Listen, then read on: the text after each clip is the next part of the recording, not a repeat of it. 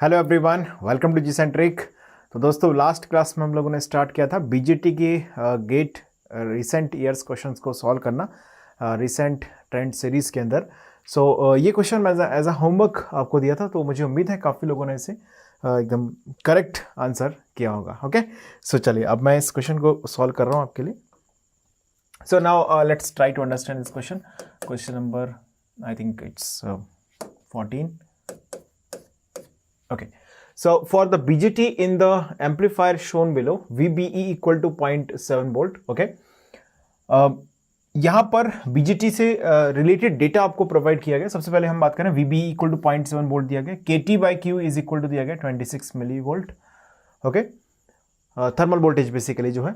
Assume the BJT output resistance R naught is very large. R naught की value जो कि output resistance है BJT का, इसकी वैल्यू दी गई very high. Okay, and base current as negligible. यहां पर हमें आईबी को क्या करना है, नेग्लेक्ट करके चलना है, यानी कि बीटा की वैल्यू भी लार्ज रखी गई है, ऐसा हम बोल सकते हैं, और जो आर नॉट है वो भी हाई है, सो दैट बेस करंट को यहां पर निग्लेक्ट किया गया और आउटपुट रेजिस्टेंस को भी निग्लेक्ट कर दिया गया। Okay, the capacitors are also assume to be short circuited. यहां पर जो कैपेसिटर कनेक्टेड है, चाहे वो बाईपास कैपेसिटर हो या यहां पर कनेक्टेड किया गया कपलिंग कैपेसिटर हो, वो भी क्या रखा जाएगा, शॉर्ट सर्किट रखा जाएगा। Okay, at signal frequencies the input VI direct couple low frequencies gain V0, the input is VI। Okay, the low frequency gain V0 upon VI of the amplifier is. आपसे दोस्तों पूछा गया है इसमें voltage, output voltage to input voltage ratio. Basically बात की गई है वोल्टेज गेन की। क्लियर है बात सभी को? सो दोस्तों हम जब भी वोल्टेज गेन की बात करते हैं, पर्टिकुलरली हमने common emitter, common base, common collector, इन तीनों कॉन्फ़िगरेशंस में एम्पलीफायर्स को एनालाइज किया है। और दोस्तों जब हम coupling capacitor, blocking capacitor, bypass capacitor, इन सभी को शॉर्ट सर्किट कंडीशन में मान के चलते हैं, यानी कि इनके इफेक्ट को निग्लेक्ट करके चलते हैं, तो उस कंडीशन में हमें किस तरह से वोल्टेज गेन को कैलकुलेट करना चाहिए, ये कंप्लीट एनालिसिस मैंने आपको कराया हुआ है। तो चलिए, तो उसी को हम ध्यान में रखते हुए यहाँ पर सबसे पहले ऑब्जर्व करेंगे कि कौन सा कॉन्फ़िगरेशन है बेसिकली, यानी कौन सा एम्पलीफायर है, कॉमन एमीटर है, कॉमन बेस है, कॉमन कलेक्टर है। सो दोस्तों एज यूजुअल सर्किट को अगर आप देखें ध्यान से, तो बेस रीजन पर इनपुट अप्लाई किया गया है और कलेक्टर से आउटपुट ऑब्टेन किया गया है। बिल्कुल सही बात है, बेस पर भेजा गया है इनपुट और आउटपुट ऑब्टेन किया गया कहां से, कलेक्टर से। सो ऑब्वियसली ये एक कॉमन एमीटर कॉन्फ़िगरेशन है। क्लियर है? ओके, अच्छा, कॉमन एमीटर कॉन्फ़िगरेशन में वोल्टेज गेन हम लिखते हैं, अगर हम एच पैरामीटर मॉडल का यूज करते हैं तो ऐसे लिखते हैं, minus HFE RL dash upon HIE। लेकिन यहां पर HFE वगैरह ऐसा कुछ दिया नहीं गया है, HIE दिया नहीं गया है, तो हम डेफिनेटली यहां पर कौन सा फॉर्मूला यूज कर सकते हैं, पाई मॉडल वाला फॉर्मूला यूज कर सकते हैं। HFE को लिखा बीटा, HIE को लिखा R पाई, तो यह आ जाएगा minus GM into RL dash. So दोस्तों हम इस फॉर्मूले को भी यहां पर यूज कर सकते हैं। GM क्या है? अच्छा, GM है transconductance. Okay, collector current upon thermal voltage, IC upon VT। सबसे पहले अगर हमें यहां से RL डैश की वैल्यू जाननी है, तो RL डैश क्या होगा, definitely RC parallel to RL, बड़ी आसानी से हम निकाल सकते हैं। ट्रांस कंडक्टेंस हमें कैलकुलेट करना पड़ेगा, तो उसको पहले हम सॉल्व करते हैं। पहले इतना आप चाहो तो लिख लो, सिंस ट्रांस कंडक्टेंस GM क्या होता है बोलो, कलेक्टर करंट, DC करंट निकालेंगे कलेक्टर का, IC अपॉन VT। सो दोस्तों DC करंट यानी कि DC एनालिसिस करना पड़ेगा। सो ऑब्वियसली DC एनालिसिस के लिए हम AC सप्लाई को क्या कर देंगे, डीएक्टिवेट करके चलते हैं। क्लियर है? तो बेसिकली अगर आप VCC यहां पर देखें तो ये 10 वोल्ट है। बेस टू एमिटर वोल्टेज आपको दिया गया कितना, 0.7 वोल्ट, ये 0.7 वोल्ट दिया गया है यहां पर। V इनपुट डेफिनेटली हमने AC सोर्स को डीएक्टिवेट किया है, तो will be connected to the ground directly. तो इसके अबाउट जैसे ये यहां से कनेक्टेड है लाइक दैट, हम अगर किसी भी पर्टिकुलर लूप में किरचॉफ्स वोल्टेज लॉ इक्वेशन लगा दें, तो आसानी से हमको IC करंट की वैल्यू मिल जाएगी यहां से। क्लियर सभी को? चलिए अब जरा इसको थोड़ा सा पहले इसका DC एनालिसिस करते हैं, देन हम एंट्री करेंगे for the analysis of transconductance value GM। Okay, so let us form its DC circuit first of all. ध्यान दीजिएगा, यहां से हमने रियलाइज किया इसे, ये डीसी एनालिसिस के दौरान ऑब्वियसली बाईपास कैपेसिटर क्या हो जाएगा, ओपन सर्किट हो जाएगा। XC is equal to 1/ωc, omega equal to 0, mix bypass capacitor open circuit. यहां का वोल्टेज कितना है, -10 वोल्ट है। आर ई यहां पर कितना है, 220 किलो ओम है। ये नोड हो जाएगा definitely to the ground, definitely ये क्या हो जाएगा, टू द ग्राउंड हो जाएगा। और दोस्तों यहां से यहां तक का वोल्टेज आपको दिया गया है 0.7 वोल्ट। बाकी बचे हुए सर्किट को हम लिखना चाहें तो लिख दें, और ये कैपेसिटर ओपन हो जाएगा। डीसी एनालिसिस है, कैपेसिटर का काम तमाम। ओके, ये हो गया 10 किलो ओम रेजिस्टेंस, और दोस्तों यहां पर हमें दिया गया है वीसीसी प्लस 10 वोल्ट का। इतनी बात समझ में आ गई, क्लियर है सभी को? ये हो गया हमारा डीसी एनालिसिस का सर्किट, डीसी एनालिसिस। दोस्तों हम डीसी एनालिसिस यहां पे क्यों कर रहे हैं, पर्पस बहुत क्लियर है, कलेक्टर करंट की वैल्यू हमें जानना है।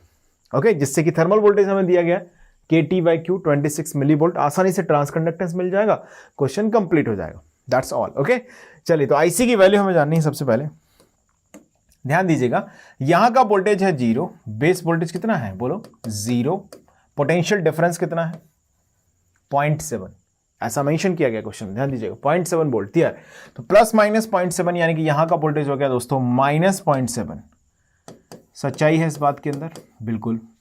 यहां का वोल्टेज -10 वोल्ट है। क्या मैं एमीटर करंट निकाल सकता हूं कि नहीं? Yes, I can determine emitter current. Yes, क्या आएगा वैल्यू बोलो, -0.7 -10 डिवाइडेड बाय कितना, 20K। तो दोस्तों आई एमीटर हमारे पास आ जाएगा 10 - 0.7 यानी कि 9.3 divided by 20। So 9.3 divided by 20 करेंगे, K है, तो जो भी आएगा 9.3 divided by 20। Let me solve it. कितना आ रहा है, 9.3 डिवाइडेड बाय 20,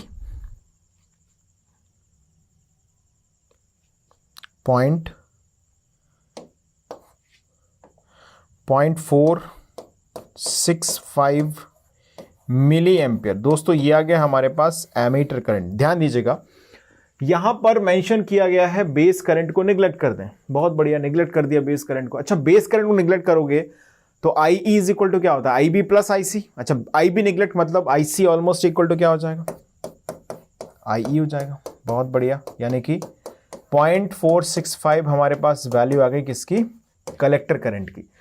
पहले स्क्रीन को पॉज कर दो और इसको पहले नोट कर लो, आप लिख लिया आपने इतना। चलिए अब आगे बढ़ते हैं।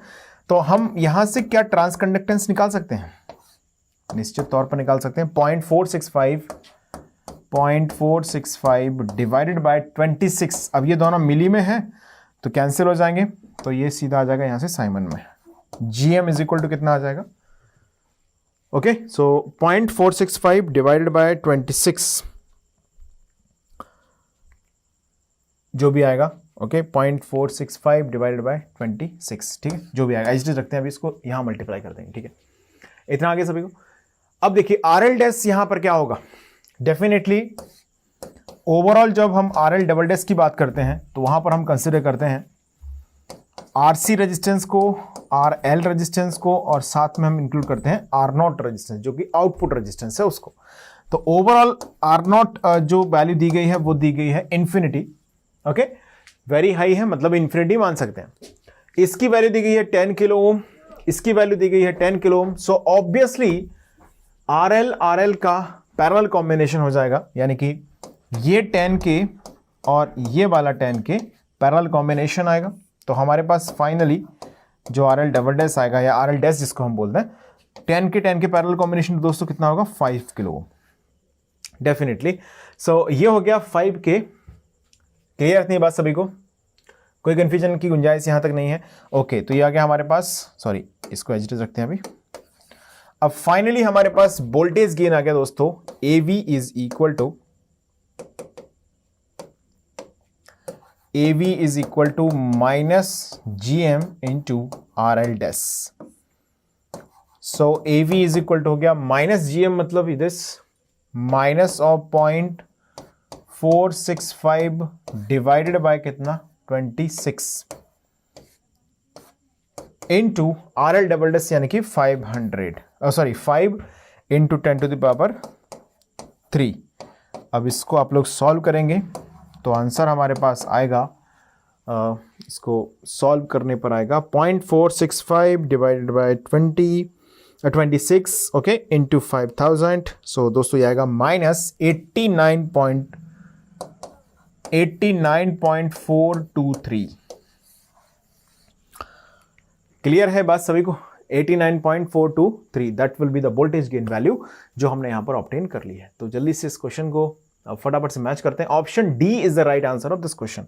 मुझे उम्मीद है इस क्वेश्चन को मैंने होमवर्क में रखा था तो काफी लोगों ने अपने होमवर्क की तरह इसको सॉल्व किया होगा और आंसर उन्होंने मेरे से पहले ही फाइंड कर लिया होगा। नहीं भी किया है तो कोई बात नहीं, आप समझने की कोशिश जरूर कीजिएगा। तो गेट इलेक्ट्रॉनिक्स में अगर आप देखें तो इन 3 सालों में क्वेश्चन जो है एक एम्पलीफायर से भी फ्रेम किया गया। तो एम्पलीफायर की बात करें या बाइसिंग सर्किट की बात करें तो गेट इलेक्ट्रॉनिक्स के पॉइंट ऑफ व्यू से ये सभी सेक्शन प्रिपेयर करने चाहिए। बात समझ में आ गई? चलिए आगे बढ़ सकते हैं, नेक्स्ट क्वेश्चन की बात कर लेते हैं। Read this question. ये क्वेश्चन दोस्तों पूछा गया गेट इंस्ट्रूमेंटेशन पेपर में 2021 में। रीड करते हैं क्या है क्वेश्चन। क्वेश्चन को ध्यान से पढ़ेंगे फिर आंसर करेंगे। Question number 15। चलिए, the transistor Q1 has gain beta1 equal to 99, Q2 has beta2 is equal to 49, the current IB2 is। दोस्तों क्वेश्चन ये है कि जो दूसरा ट्रांजिस्टर है, दूसरा ट्रांजिस्टर मतलब ये वाला है ना, इसको बोला गया IB2, ये वैल्यू आपसे पूछी गई है। ये है question.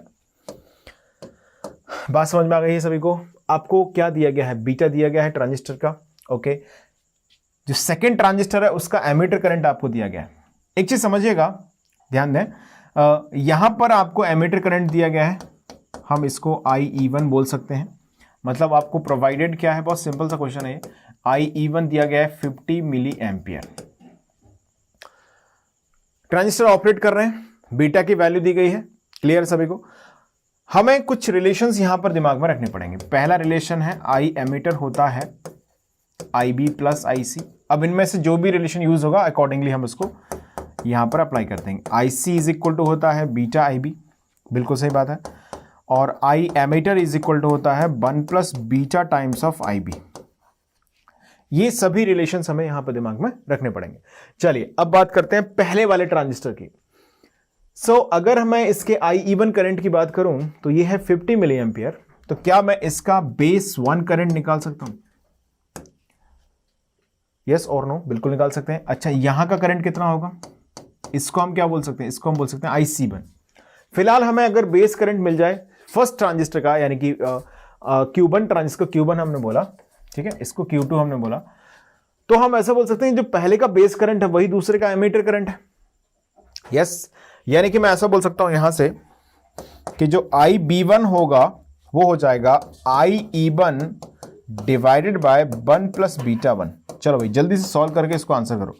IB1 is equal to हो जाएगा यहां से, IE1 कितना दिया गया? 50 milli ampere divided by 1 plus beta 1 यानी कि 100। सो दोस्तों यहां से हमारे पास IB1 की वैल्यू आ जाएगी 50 अपॉन 100 मीन्स 1/2 मिली एम्पियर। क्या एकदम करेक्ट आंसर है? Yes, this will be 1/2 milli ampere. 0.5 milli ampere आ गया कुल मिला के। क्लियर है बात सभी को? अच्छा, ये जो बेस करंट है पहले वाले Q1 ट्रांजिस्टर का, वही इस Q2 का एमीटर करंट है।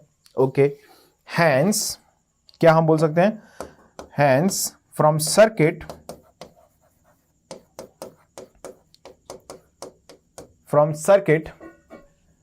Base current of 1 is equal to emitter current of 2।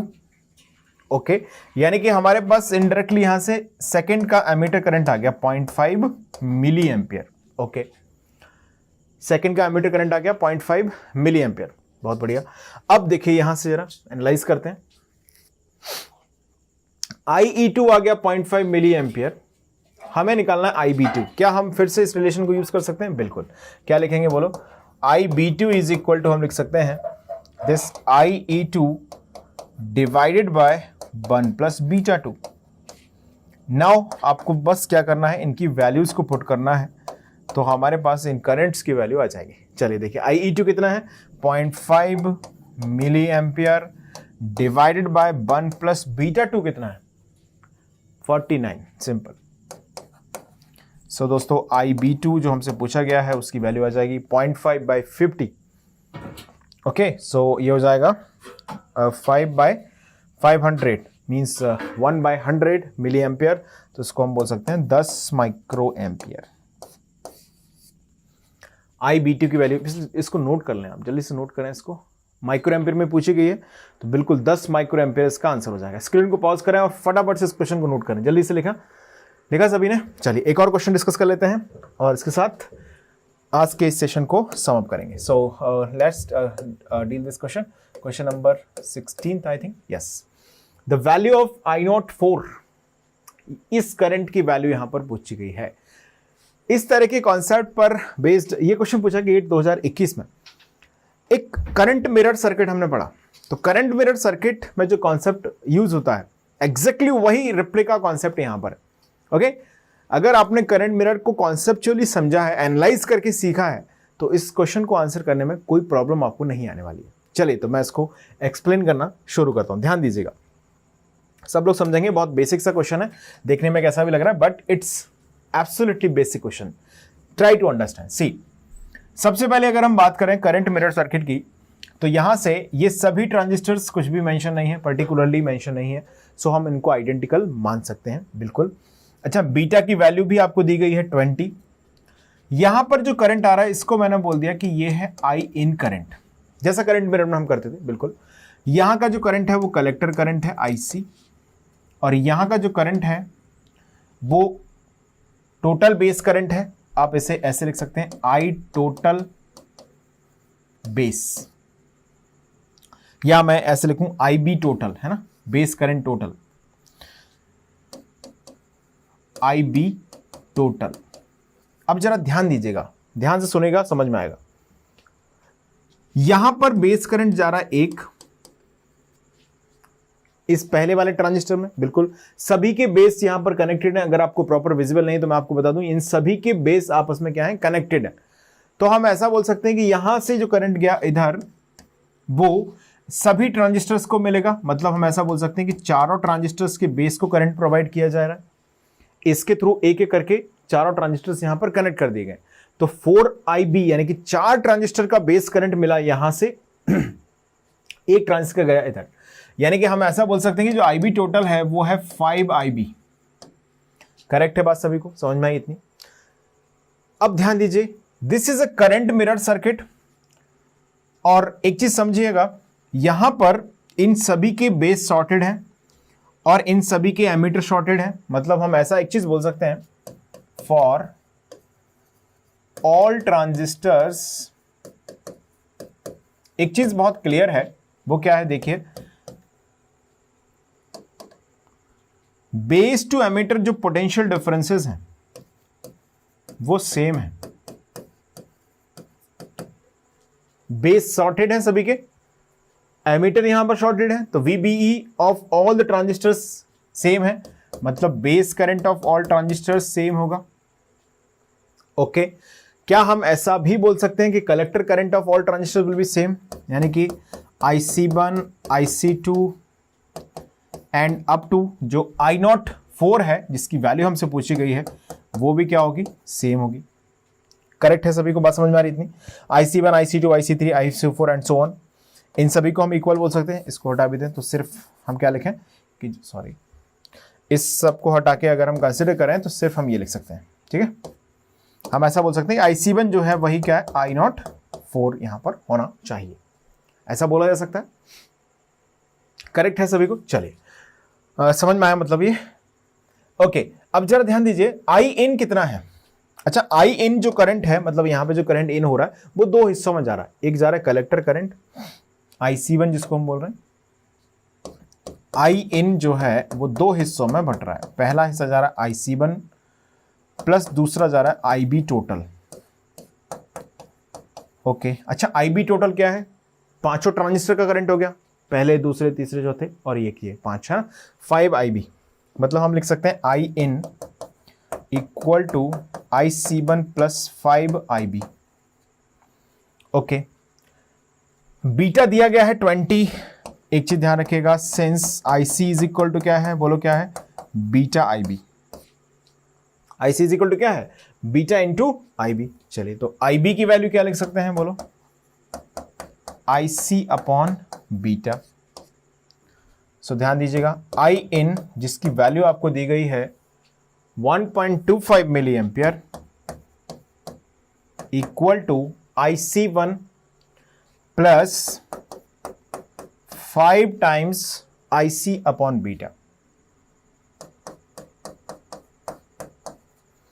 अब दोस्तों यहां से हम IC की वैल्यू को डिटरमाइन कर सकते हैं क्या, yes, 1.25 divided by 1 plus IC हमने कॉमन ले ली, ये भी IC1 है, ठीक है, इसमें से हमने कॉमन लिया IC को, तो क्या बचेगा 1 प्लस 5 बाय बीटा। अच्छा, बीटा की वैल्यू आपको दी गई कितनी, वेरी हाई बीटा अगर होता तो हम सीधा बोल सकते थे कि ये IC1 इक्वल टू I04 हो जाएगा, सिंपल। लेकिन यहां पर sorry I in is equal to I out हो जाएगा, सिंपल। लेकिन यहां पर बीटा की वैल्यू क्या है, फाइनाइट है। तो अब हम यहां से कैलकुलेट करें IC, तो कितना आएगा 1.25 divided by 1 plus 5 by 20। 5 by 20 कितना होता है, इट्स 1/4, 1 प्लस 1/4। तो आई थिंक 1.25 1 मिली एम्पियर आ रहा है क्या IC, yes 1 milli ampere correct है। IC आ गया 1 मिली एम्पियर, हैंस हम क्या बोल सकते हैं, हैंस दोस्तों जो I04 है वो IC के बराबर ही आएगा। तो ये भी तो कितना आएगा, 1 मिली एम्पियर तो आएगा। बहुत बेसिक सा क्वेश्चन है, सिंपल क्वेश्चन है, ओके। प्रेजेंटेशन इसका कैसा भी हो, करंट मिरर का कॉन्सेप्ट अगर आपने सही से समझा हुआ है तो इस क्वेश्चन को आंसर करने में आपको ज़्यादा दिक्कतें नहीं आएगी। अब देखिएगा 2021 इंस्ट्रूमेंटेशन में ये भी क्वेश्चन पूछा गया और एक क्वेश्चन ये भी उन्होंने बनाया, ये भी गेट इंस्ट्रूमेंटेशन 2021 का है। तो कहने का मतलब ये है कि बीजेटी से सम टाइम क्वेश्चंस, चाहे लास्ट क्लासेस में मैंने कुछ क्वेश्चन, लास्ट क्लास जो थी बीजेटी की उसमें मैंने कुछ क्वेश्चन इलेक्ट्रिकल के भी आपको करे, तो आप एक चीज़ समझिएगा कि बहुत इंपॉर्टेंट तो नहीं है बीजेटी, लेकिन मॉडरेटली इंपॉर्टेंट है। और क्वेश्चंस का लेवल अगर आप देखें लास्ट 3 ईयर्स में, तो कोई बहुत ज़्यादा डिफिकल्ट क्वेश्चन इसमें फ्रेम नहीं किए गए हैं, आंसरेबल क्वेश्चन है। मतलब अगर पूछे गए हैं तो ऐसे क्वेश्चंस हैं जो मॉडरेटली लेवल पर हैं, अब पूछे गए हैं, आसानी से उनको हम आंसर कर सकते हैं। मतलब एक तरह से हम देखें तो बीजेटी सेक्शन को अगर हम प्रिपेयर करते हैं गेट के लिए तो कोई घाटे का सौदा नहीं है, एक स्कोरिंग सेक्शन आपके लिए हो सकता है अगर इस पर क्वेश्चन फ्रेम किया गया तो। और इजी टू मॉडरेट लेवल में इसे प्रिपेयर करना भी कोई बहुत बड़ी चीज़ नहीं रहेगी। सो आसानी से आप इसको तैयार कर सकते हैं। चलिए तो अगली क्लास में हम मिलेंगे मॉसफेट के क्वेश्चंस के साथ। Metal oxide, semiconductor, field effect transistor में इन 3 स्ट्रीम्स में किस तरह के क्वेश्चंस फ्रेम किए गए हैं, क्या पैटर्न रखा गया, तो इसी मुद्दे के साथ बात करेंगे अगली क्लास में और क्वेश्चंस का भी डिस्कशन करेंगे जो पूछे गए हैं। सो मिलते हैं अगली क्लास में, थैंक यू।